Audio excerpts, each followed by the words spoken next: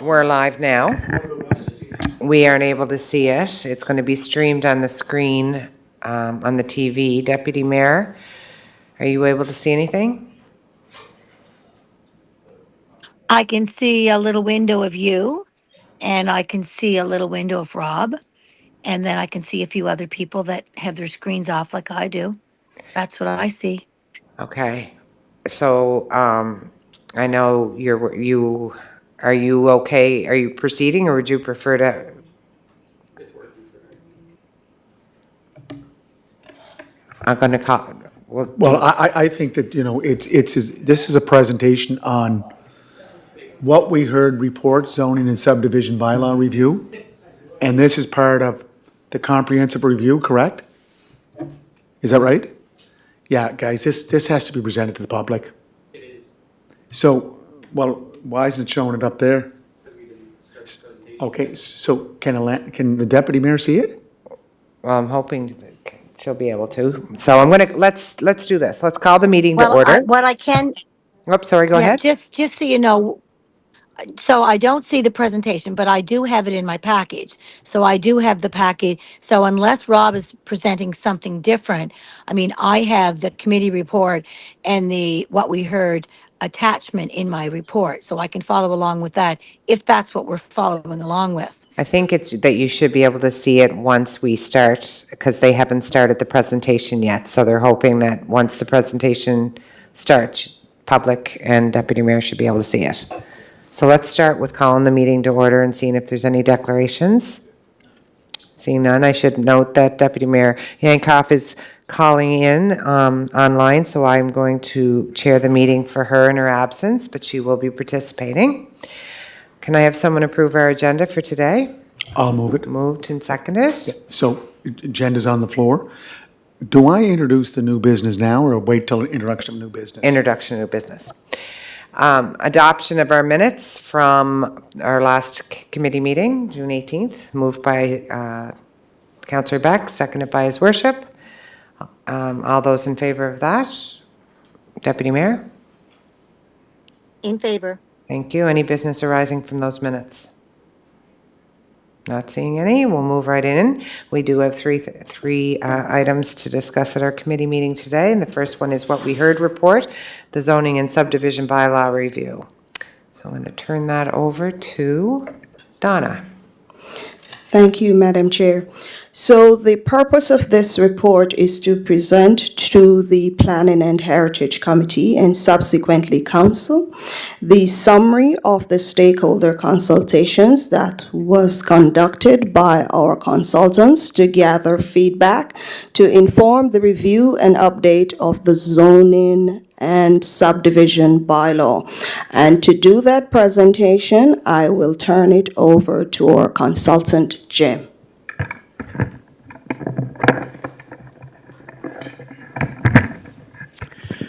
Good afternoon, everybody. Thanks a lot for having us here today. We're pleased to go over the results of the public consultation portion of the zoning and subdivision bylaw review. What I'll do is I'll spend about 10 minutes to go through the results quickly. I do have to say a big thank you to your tech crew for saving us at the last second. The presentation that we are giving you is a little bit different from what is in your packages. Hopefully, Deputy Mayor, you can see what we have on the screen here just fine.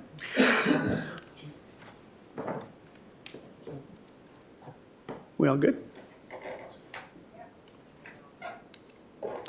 So in your package is a document that is the summary document, and the presentation I have is pulled information that's pulled from that. On page 21 of that document, everything that we've done boils down to 10 points that are at the document. And what Fathom will do with these points is this will be basically the thematic elements that inform the creation or the update of the plan, the subdivision and bylaw documents. So, and again, all of this boils down several discussions that we had with three kind of key groups. So this slide, what it represents is that we have people that we talk to through the middle. We have a process that we followed to talk to folks and different tools that we engaged, and then our ability to record what people said. So the first one of those that I'm going to talk briefly about is just the process of the consultation. And you'll see in here several squares that are applied to this slide. And just very briefly, I'll go through these. But we had discussions with folks like yourselves, elected officials, as well as provincial and federal representatives. We met with our steering committee on several occasions to talk about really what they wanted to get out of this process and what the product looked like at the end of the day. Excuse me, just for one moment, because we are still having technical Okay, difficulties. sorry. Chair Yankoff, I have Dylan here with us. Just 1 second, okay? There we go. There, I see How's it that? now. Thank you. Thank you. All good. Continue Perfect, thank on, you. appreciate you. it. Yeah. Okay, I'm on the third block from the left, which is municipal provincial department folks that we met with. We had 10 different department representatives that we met with. We also met with several community organizations to talk about how they view the city and how they view evolution in the city relative to things like design guidelines and planning formats, that kind of stuff. We have 151 people that responded to a survey and did a really great job of executing results coming out of that from those folks. We met with developers, which was wonderful. I think a lot of the concern going into this was that there was an issue with between developers and the city, and we found quite the opposite. Developers are actually quite happy with the staff at the city, working with them. I think more the product and process was where the issues fell with them, and they gave really great advice on how to modify some of the planning processes going forward. We worked through the City Hall page and have 528 responses or discussions on that. And then we did hold 3 open houses. Usually with the open houses, it's an extension of the survey in that we'll put out information and questions on the survey that are intended to draw people out to discuss in more detail. And so we had that. We had quite a few folks show up for the sole purpose of talking about things like character, talking about the identity of neighborhoods, the evolution of neighborhoods, the improvement of places like parks, play spaces, activity zones, the conservation of architecture, the evolution of our neighborhood within the concept and of existing architecture. So these were really quite wonderful sessions that we had. What I will do is I'll go through each one of our processes that we followed to get to the information in your document. I'll talk about the survey, talk a little bit about the open houses, spend a little more time on the interviews because that's where some really great stuff came to us. So with the survey, we had 161 responses. So we literally 10 since we built the slideshow, and you see the age breakdown in there. We had 6 or less than 1% were below 20, and then the age groups between 20 and 59 comprise 82% of the people that participated. So you have a good adult population interested in the city, and we have a senior population above 60. I'm told that's senior now because I became 60 and I get the discounts. So we have a senior population about 21% above 60, and then above 80 of 1.9% of residents. Oh, trying to punch that forward. Put it at the screen. At the screen? Seems to be a little bit locked there.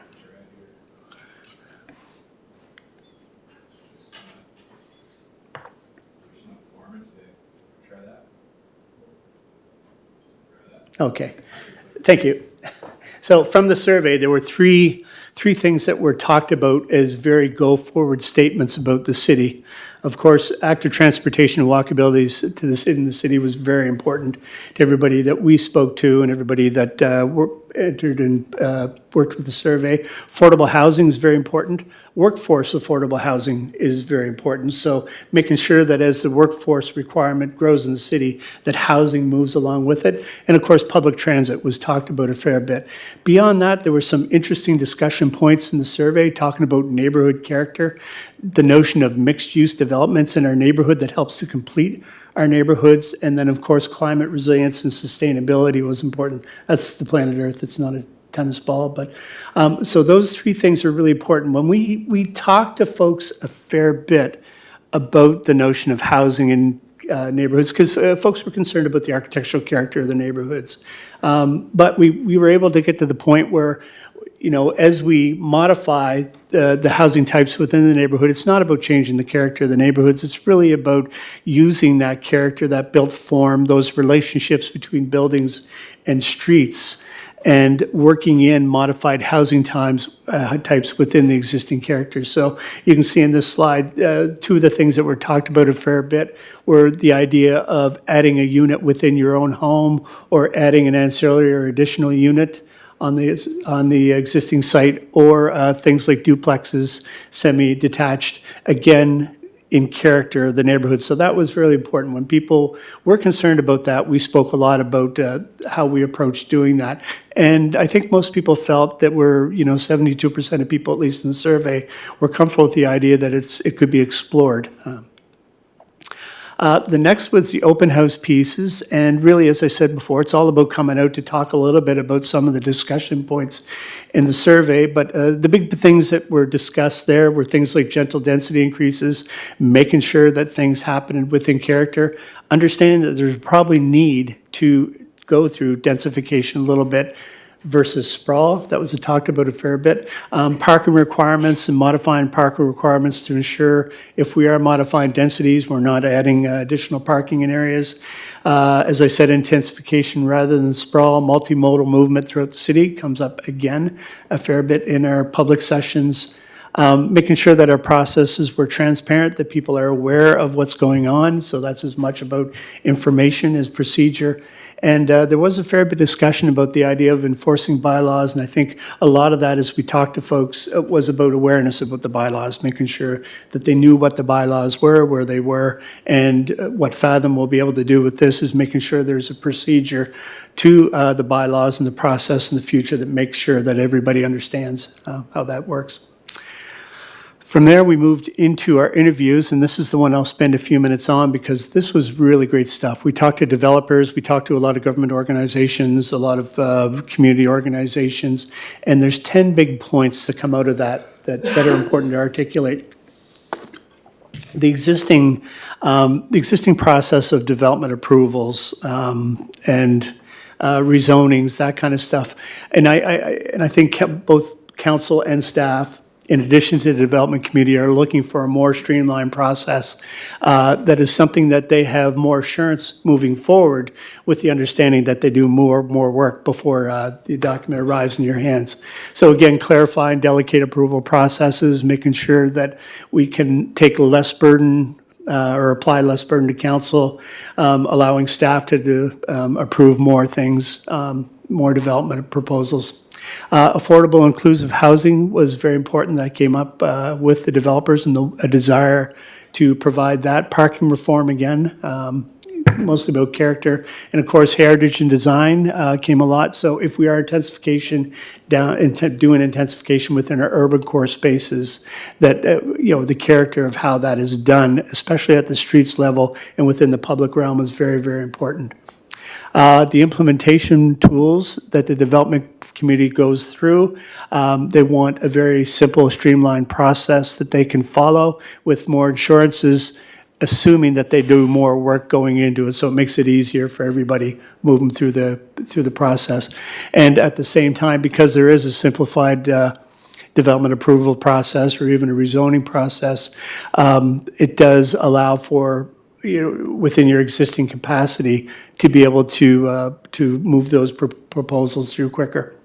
And then the final thing was just balance public input and efficiency, making sure that the public review process is something that happens, either before the rezoning process occurs or as development approvals are done are much more simplified, and they're, rather than being more of a roadblock, they become more of an assurance or information within the process. So as I said, all of that information, and that's in the packet that we provided to you, gets boiled down to section 6, page 21 in your document. And these are your key development themes. I won't go into those individually. They do just take everything and boil it down to simplified processes, understanding how to work with character, working with things like design guidelines and approval processes that are streamlined and working together, trying to pull away much of the burden of the approval process from council and making it something that the developer does more work on the front end. Staff can work a little more with that process.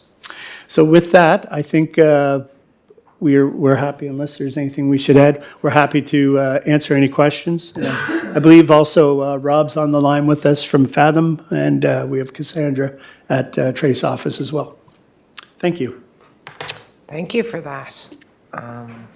We'll start, maybe, Your Worship, do you have any questions? Okay. Just want to go back to our copy here, page 11. Developers, it's the slide, who was involved? And you had one of the pieces of the puzzle, developers and housing organizations. So your developers, were they strong about, you know, the whole city, parts of the city, like the old, we got the 500 lots, which is our historic section of the city. Some, you know, some would like to see it be more open and more adaptable to modern design. Did you hear that? Yes. You did. I would say. How did you address that? I would say to the developers we talked to, of course, many of them work, you know, are doing housing throughout the city. And Yes. the hot spot in their eyes is largely within the urban core, within the downtown area, as having the greatest opportunity to densify, bringing more people into the downtown center, and then working a bit with the public realm to make special, you know, places for folks as we intensify here. I would say the majority of the developers were very excited about opportunities within the downtown area. We're willing to invest more into the design process if we were able to provide them with things like design guidelines that informed, you know, that it would be less work on the tail end with a little more work on the front end, that they would be happy to invest into that process. Okay. And you're right, though, it was the downtown, Area. yeah, for the most part, was the most exciting and emerging piece for a lot of them. Page 17 of our copy, 72% of survey respondents were either strongly supportive or somewhat supportive of allowing more diverse housing types. So when we talk about one property, 4 units, did that topic come up Many times. many times? Yeah. Favorable?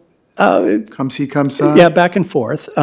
We did inform people if we're talking one property and 4 units, that's a difficult building situation. Financially, it's a difficult thing to do. The one that we talked about much more was the idea of doing an accessory unit just outside of the home, additional ADU. unit in the home, Yeah. or if we did a modification to a home to allow an Secondary additional apartments. unit, how would we do that within character? The 4-unit thing, you know, it came up a fair bit. We talked a little bit, you know, approaches to doing 4-unit largely involve corner units where corner lots where land is available, things like that. As a single unit, it's often a difficult thing to do, just financially getting enough size on a single unit to make the investment into that property is difficult. Rob, you have anything to add on that one? Yeah, I think what I can say is there's obviously some confusion about what that policy meant. I think there was a general consensus that you know, people were going to tear down single detached residential homes in neighborhoods and put up 4-unit apartment buildings. And so I think we had chatted with a number of groups about the potential of, you know, if you've got a larger lot, say you're on a small lot, maybe you can get 2 units on that lot. If it's slightly larger, and we had sizes that we threw out, if you're over 350 square meters, you might allow up to 3 units and then 4 units if you have a very large lot. But we also explained that the simple economics of tearing down even a cheap home in Charlottetown at $500,000 and rebuilding a 4-unit is just not a feasible thing to do. So I think part of it was allaying some of those fears. And the other issue that we heard a lot about is parking overflow and people parking on front yards, and how do we address that if we're providing additional units. So. Yeah, Rob, I'm glad you jumped in there, because I'm looking at a letter to the editor today, and it was talking about houses will be torn down. The new Yeah. city plan will totally change the look of the city. The as-of-right bylaw will allow up to 4 units on any city lot in any neighborhood, in additions to No, current yeah, houses, yeah. up to 4 units. So is that true? No, there's a lot of misinformation going on there. So I think what we're taking the perspective is, on a smaller lot,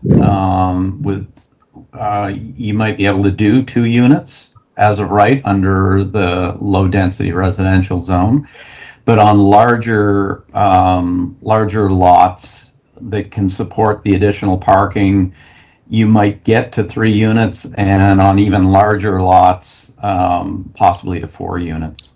And we may be able to use registered heritage properties, restoring them by providing a few more units as well, too. So we're exploring that with staff. Yeah, it's just, again, it states in this letter, the consultants will tell you that this is a wonderful thing, brushing under the rug the fact that your property value will drop. They will tell you there will be some restrictions in favor of the citizens. So that's the narrative we have to change. And the 1 unit for one property, 4 units, like we already provide secondary units. And if your lot's Yep. big enough, you can add an ADU or garden. Yep. So there's 3. Now you just have to find 1 more. That's 1, Yep. 4. So, look, we got a lot of work to do to get that narrative out there to, they will tell you, they being you guys, you will tell you that there will be some restrictions in favor of the citizens. Like, I don't know how much more we can say, but in Moncton, do you have the 4 units?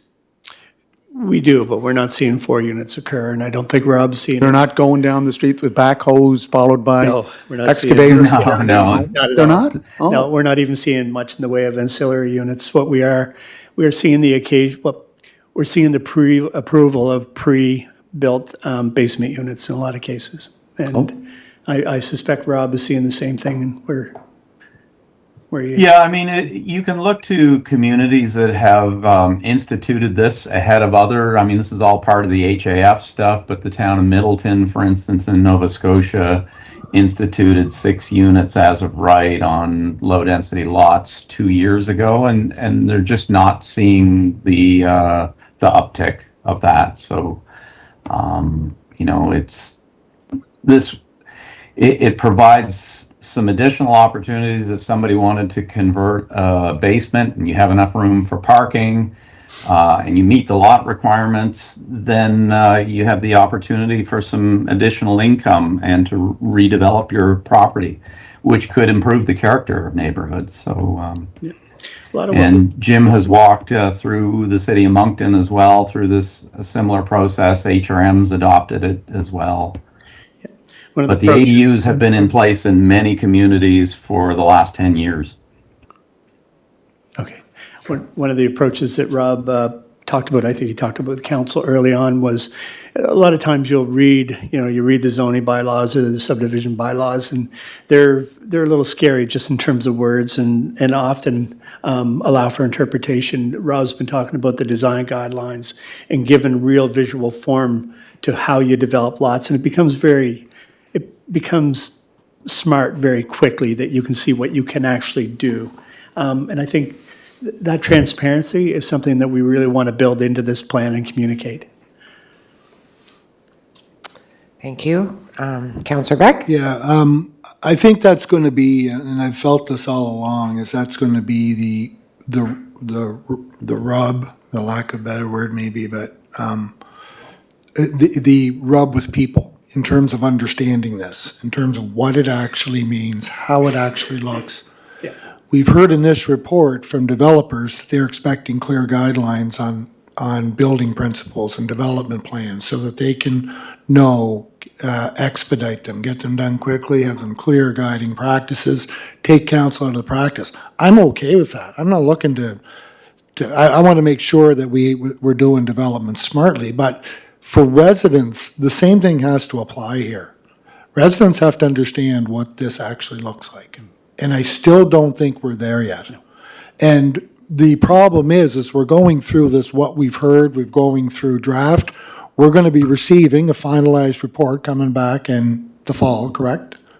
Right, that we'll Yep, be that's coming right. back to council with, following what you've heard. You're going to take that, you're going to incorporate it back into another report. But I think there's a feeling that everything's done, that we've moved ahead and everything's signed, sealed, delivered, and we're going ahead with everything. There's still other steps to follow here. And the big part for me, and I think for a lot of people, and especially for residents, is going to have to say, what does this actually mean? And what does it actually look like? And how does it impact my life? And that has to be clearly communicated as we go down through this next phase, because we're going through it, we're getting close. But in order for, I think, for council to understand what we're signing on for and residents to understand what is being proposed, those things have to be clearly articulated so that we do get a clear picture for all involved. Not just developers, but for residents too. Yes. I Yeah, I couldn't agree more. We're really still at the beginning of a process. We're starting to close out the engagement, the what we heard steps, so that we can move forward to take everybody's great ideas and pull them into the first draft of the bylaw. And so no decisions have been made. We're going through that process of just starting to draft that bylaw, and we'll be back again late August, early September, somewhere around there, with the first draft that people will be able to comment on. Great, thank you. I know Deputy Mayor has something she would like to say, and then hopefully we'll be able to move on to the other items for today. Deputy Mayor? Yeah, thank you. And thank you for the presentation. And I couldn't agree more with His Worship and Councillor Beck. So much more communication, even given just another example of what we're seeing, the letters to the editor and the misinformation that's out there, and the narrative that now is going to have to be uncreated that's been already created. So that's going to be problematic and probably a challenge for our communications team. And the other thing that folks probably need to remember too is that for every change that they make to their property, you know, as we do move forward in terms of 4 units as of right, is, you know, for every extra unit, they're going to see a big, fat, large increase in their property tax bill too, because their property value is actually going to go up. I'm actually really looking forward to the first draft, and I appreciate all the work that's been done thus far, and hopefully we can have a really healthy conversation with council when we move it along for information purposes. So again, thank you very much. Thank you. Just one. Yep, Yeah, one more thing. question.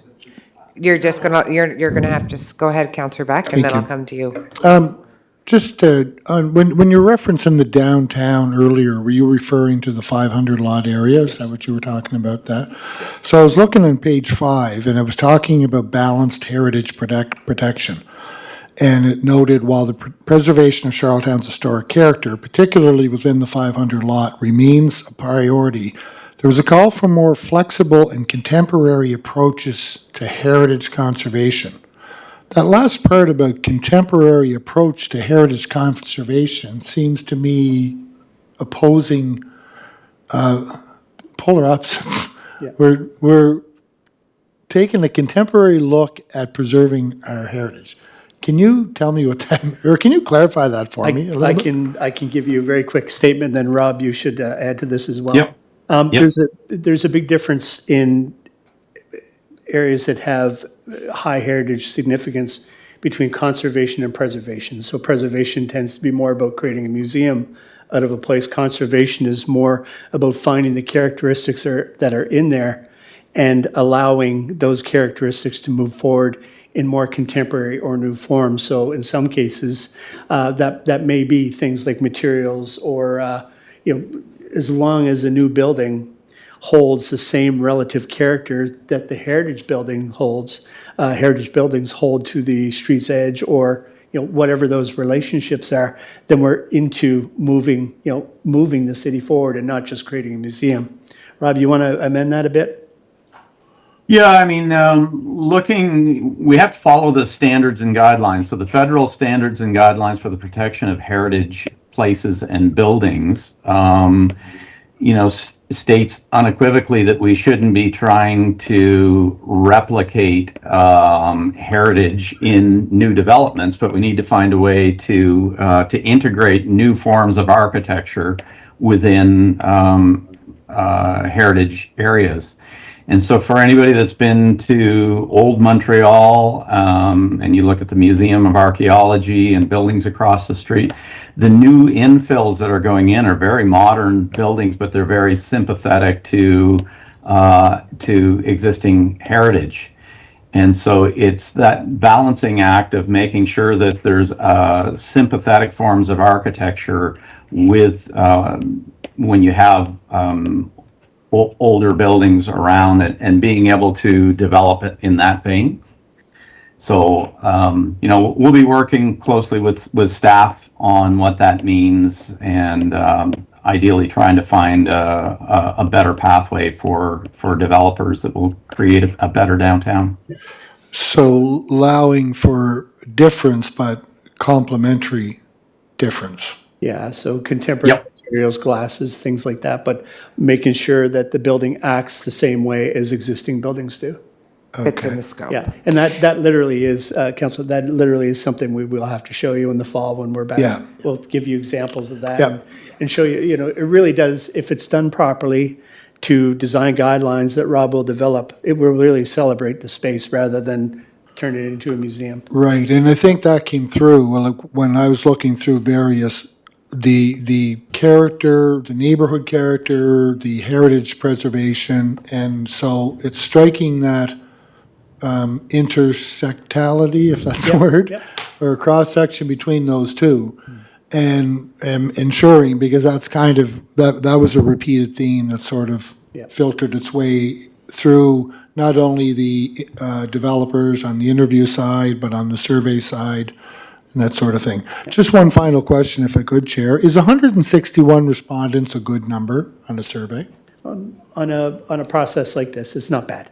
It's Yeah, not bad. It's not bad on a process like this. This, it's often seen as a very sterile topic, but when we go back out to the public, we'll put lots of information out to get people excited. They'll see that this is a very interesting process. The product here, design guidelines and, the new bylaws, if we do a good job, it will pull interest out. So as the curator of this draft bylaw, you're happy with the feedback that you've received from the survey that came through? Absolutely, yeah. Okay, thank you.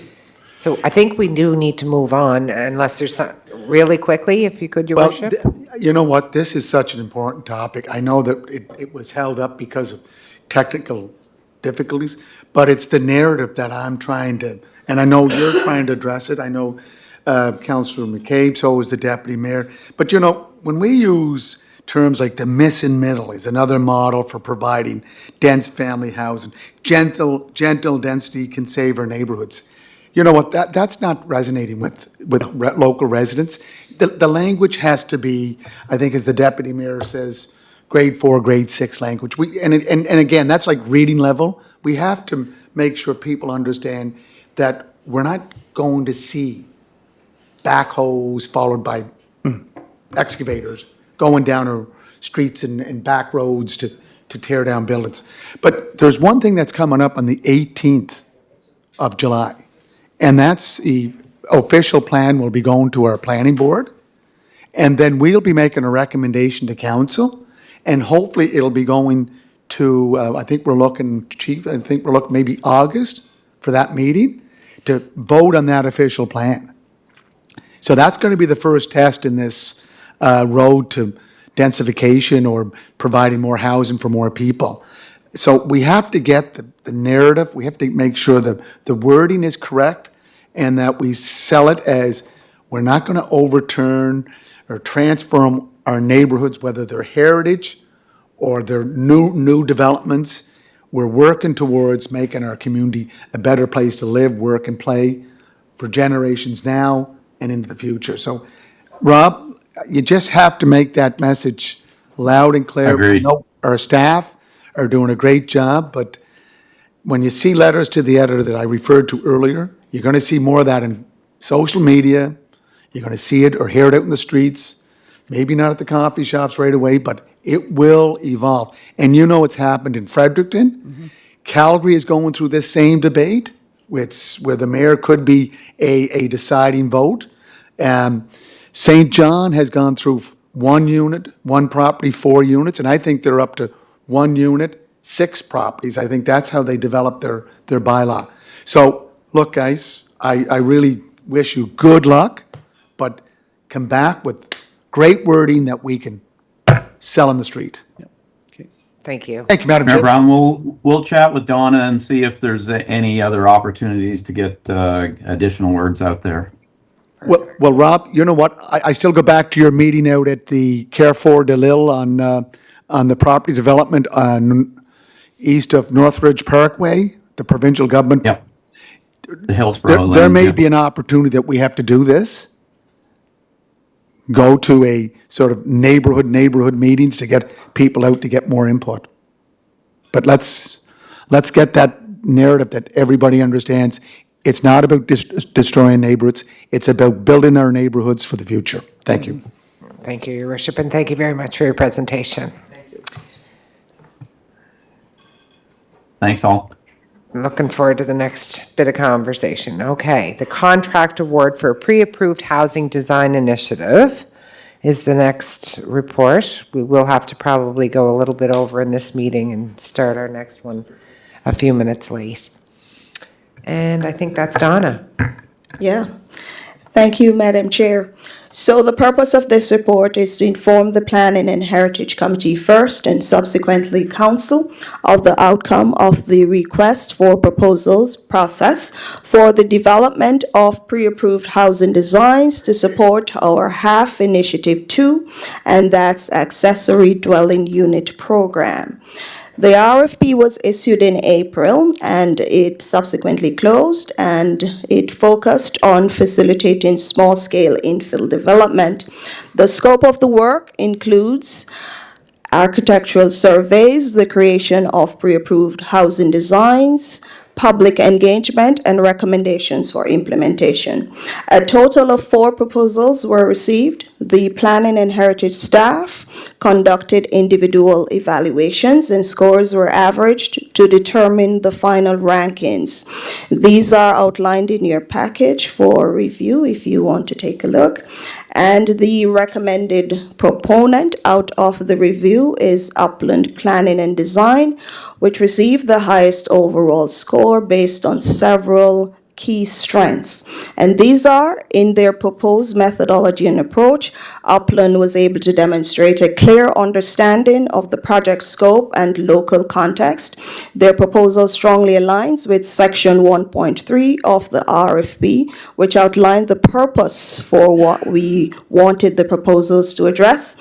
Their approach also addressed Charlottetown's climate change action goals, and notably their proposed computer-based analysis of infill opportunity sites to ensure feasibility of the designs within existing zones was particularly strong based on the scorings that were assigned. In terms of qualification and experience, Upland will partner with Passive Design Solutions, and this is a firm that is experienced in delivering pre-designed energy-efficient plants. The overall project team that will work on this project includes architects, planners, engineers, landscape architects, a GIS analyst, an engagement lead, quantity surveyor, and a cost consultant. They are also completing a similar project in Cape Breton at the moment, and this project in Cape Breton is also a half initiative. In terms of their work plan and timeline, their submission includes a clear phased approach. In phase 1, they propose to do analysis and discovery. In phase 2, they will do consultation. In phase 3, they will do their pre-approved housing plans and design guidelines. In phase 4, they will conduct a public education campaign, and all these phases includes detailed tasks, deliverables, and timelines with overlapping work streams. In terms of budget, at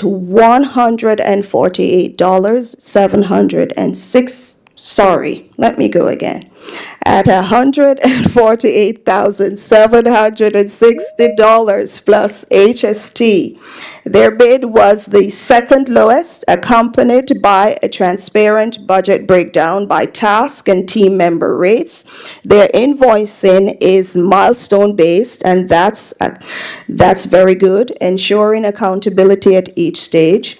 So given all of that, the staff recommendation is that the Planning and Heritage Committee recommend to Council that the bid from Upland Planning and Studio in the amount of $148,760 plus HST be accepted to undertake the development of pre-approved housing designs in support of the city's ADU program.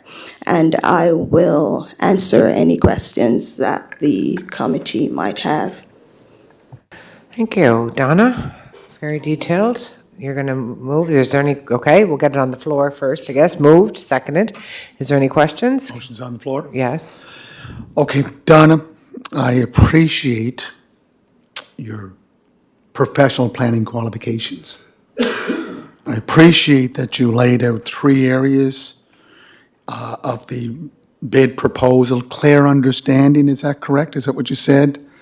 Aligns with 1.3 of the RFP. What's 1.3? Is that in here? Maybe I missed it.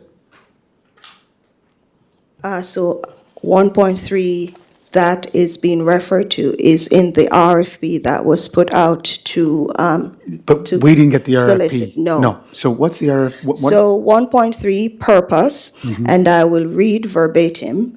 It says the City of Charlottetown is seeking proposals from qualified consultants or firms to undertake its pre-approved housing design initiative. This project aims to create streamlined housing solutions, diversify housing options, engage the community, enhance housing affordability, and contribute to urban revitalization. This project is crucial to ensuring that our city's development regulations aligned with the goals and visions outlined in our official plan and the city's objectives under the Housing Accelerator Fund. So, Donna, I think that the 4 bidders would be pretty close to all that what you said there. Would you not agree? Like, maybe they didn't get all of them checked off all the boxes, but if you're talking about architectural design, adaptability to community standards, I think there might be, again, you guys are the experts, but if I look at that, climate action goals, so that would be from our climate action plan. So that is a document that was passed unanimously by council. So anyone that will be doing work for us will have to adhere to that, whether they're bidding for this job or bidding for anything that would maybe increase our carbon footprint, which we don't want. We want to mitigate. We want to reduce that carbon footprint. Where is the Cape Breton project? Is that in Sydney, or is it in Bedeck, or is it in Sydney. Is that Sydney. Chetty Camp? It's No. in Sydney, Yeah. okay. So, and it says that it's going to be working with passive designers, designs and solutions, which they have architects, planners, engineers. Like, most of these firms would have architects. I think some of them may have engineers, planners, or planner qualifications and so forth. My issue, and I am not supporting the staff's recommendation, I'm going to be very full disclosure here.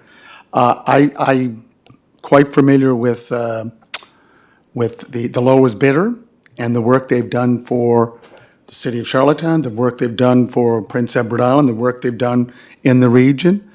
And again, I'm looking at lower price, not by much, might be 0.5%, maybe less. But I know we're quite familiar with the work, so I cannot support the resolution. I will second it, but I will not support it. Okay, I will support it. And I'm going to support it based on the technical score differential. You're talking 60 to 85. The rationale that Donna gave with the team that's comprised of looking at this seems to me a very balanced, structured, well-rounded team. So I'm going to support it, so I guess it's up to you, Madam Chair. No, to- actually, we're going to. Oh, no, right, no, we have a third Have member her on there say. too. Sorry, yes. Yeah, thank you. Sorry about that, Deputy. I forgot about you being out there in the World Wide Web. So anyway, I'm okay with the staff's recommendation. Thank you. Deputy Mayor, do you have anything you'd like to speak? Sure. Yeah, it's, I reviewed the report. I can tell you I'm similar to his worship.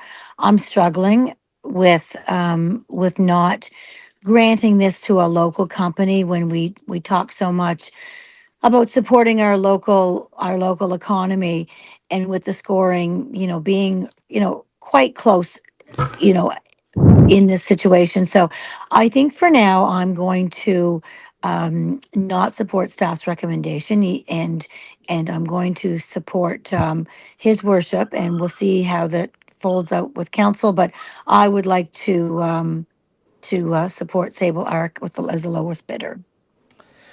Your second point? Yeah, my Councillor second Beck? point is, I think we've been down this road with a few other projects that have gone on where we have to be careful about adhering to the parameters that are outlined in the RFP and going through on the scoring process.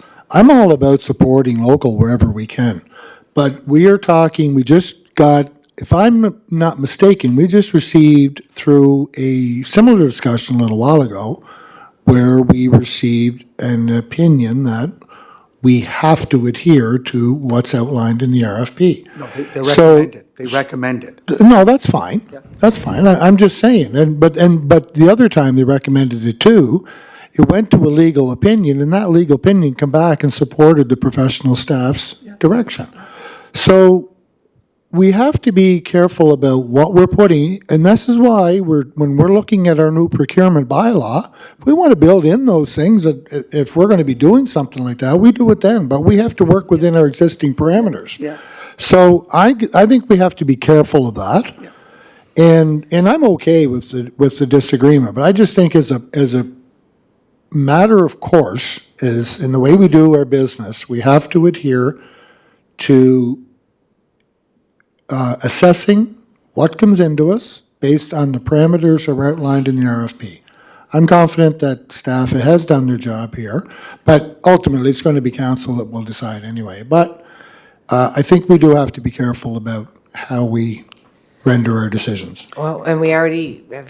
Sorry. No, I was just saying, we have two people that are not in favor tonight of supporting staff's recommendation. That'll be in our package to council. There'll be lots of opportunity for discussion at that point. So I think we can probably move that on to council with that in the But could I report. just, again, every decision we make, there is a legal challenge attached to it.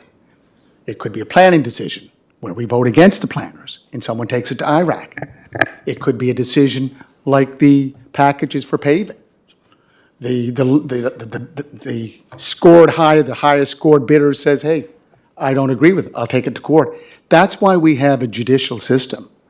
And as was said by a couple of councillors, if these are the scores, then let the professionals make the decision. Don't let it come to council.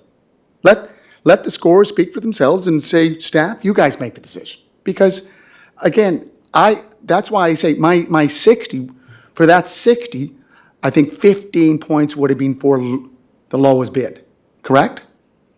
Did you give 15 points? Because that's usually the standard, or is it 10? If you're the lowest bid, you get 10 or 15. 10. 10. So 10. So basically their score was 50 if they didn't have the lowest score or the lowest bid. Again, Madam Chair, anything that we do is legally challengeable. Our legal counsel will tell us anything you do can go to court or can go to an appeal somewhere in the system, in our judicial system. So I've looked at the work of Sable Arc. I understand what they do for the community. I'm not agreeing with, and nothing professionally against our professional developers, but that's where I stand. Thank you. Thank you. Okay, so that'll go on to council, and we have one more item so that we can get through this and then get ready for our planning board meeting, and that is the housekeeping amendment to the pedestrian mall bylaw.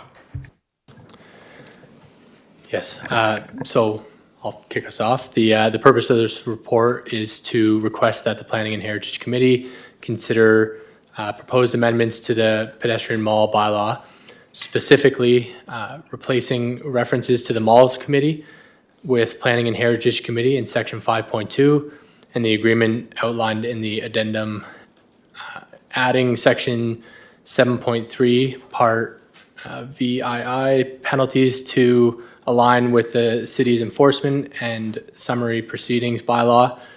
And point 3, deleting the definition of Malls Committee in Part 2 and adding definition of Planning and Heritage Committee. The current pedestrian mall bylaw references the Mall Committee in Section 5.2, assigning it the role of reviewing applications for licenses related to activities, services, or displays within the pedestrian mall and making corresponding recommendations to council. However, the Malls Committee is not an active committee within the city of Charlottetown. Section 4.1 of the bylaw states that the bylaw shall be administered and enforced by such licensing inspectors as appointed by the city from time to time, with licensing inspectors, a person or persons appointed by the city to administer and enforce this bylaw. Adding the following Section 7.3 to Part VII penalties, the provisions of the city's enforcement and summary proceedings bylaw number 2024-ESP-1 or any successor bylaw applied to the enforcement of this bylaw.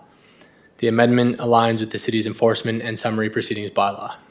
Given the current administrative structure, the proposed amendment seeks to replace references to Mall Committee with the Planning and Heritage Committee, which will take on the responsibilities of reviewing and approving license applications and making recommendations to council under the provisions of the pedestrian mall bylaw. So with staff recommendation, it is that the Planning and Heritage Committee recommend that council approve the proposed amendments to the pedestrian mall bylaw as outlined and ensure the bylaw is administered by an active committee moving forward. Thank you. Thank you very much. Moved by, seconded. Resolution on the floor? Resolutions on the. So again, this is a change that evolved from going from 12 to 1, right? I know the deputy made it quite clear that she wanted somewhere where it stated this is a pilot project. So I don't see that. Maybe it's hidden somewhere else, or maybe it's part of the other language that's here. And the Mall Committee, I've never heard of the Mall Committee. That's the first time I've heard of the Mall Committee. So is the Mall Committee similar to what we have down at the Victoria Row, the Victoria Row Business Owners Association? Is that what it is? So I can answer that, Madam Chair. Just in response to the mayor's questions, first, I just want to clarify that these amendments are not tied to the recent request to change the hours of operation for the patio Good. from 12 to 1. Clarify that. That was passed by a resolution of council, so staff are now administering the amendment to the agreement for the pedestrian mall related to Victoria Row. So that's currently in process. This is a separate housekeeping amendment just after identifying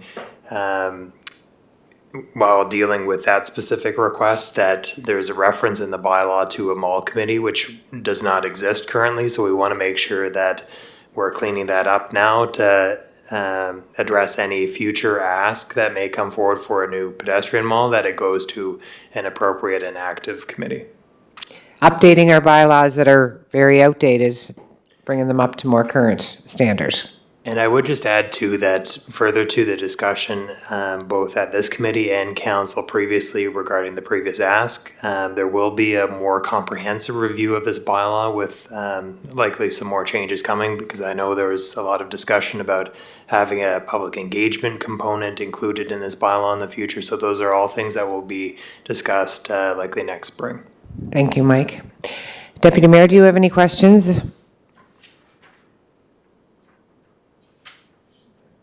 No, this is pretty straightforward. It's really, this will not affect at all the future discussion after this one-year pilot project. This is just things that have been identified, as Mike had pointed out. So, yeah, I'm prepared to support it and move it on to council.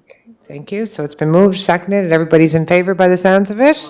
Wonderful. Your worship, you have something that you Quick, no want brought business. up for They can next, do- yep? Just take this under advisement. West Street, there was a ask by the residents to designate it as a heritage street. Could you follow up with some info at the next Next committee standing meeting. committee for planning, development, and heritage? Thanks. So, Madam Chair, through you to His Worship, so yes, there was some thought around having that street designated. As our heritage preservation bylaw is now written, it would require that 65% of the residents sign on to a petition to have the streetscape designated, and that is yet to be done. So we are still awaiting their feedback to Donna, continue you're a that real process. professional. Thank you. Thank you so much. So with that done, I'd like to have a motion to adjourn. Seconded, all in favor? Deputy Mayor, you're good, and we'll see you back here in about 3 minutes.